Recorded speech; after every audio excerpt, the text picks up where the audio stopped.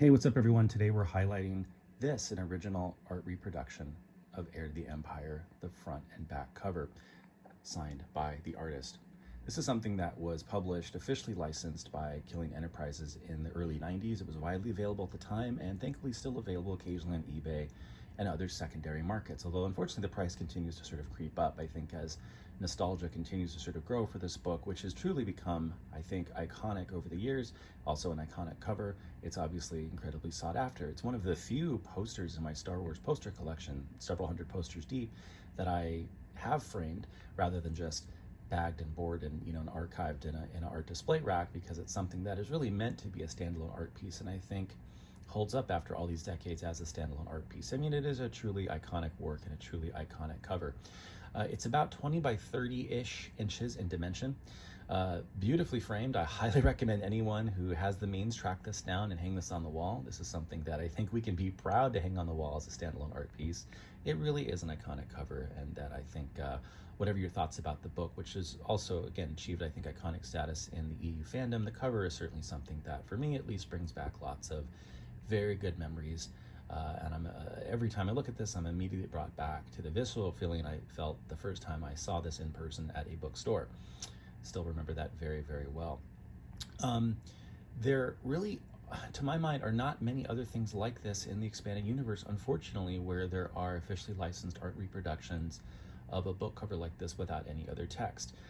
This really makes this sort of a unique item. There are definitely other book covers just as iconic, in my opinion, that I think could get this treatment. But again, to my mind, there really isn't anything else quite like this. One reason why I collect promo materials, as I've expressed in other videos, is that having collected all of the EU stories over the years, from the books, the comics, the games, what have you, the next logical step, in my opinion, was to go about collecting the things that promoted and advertised the EU.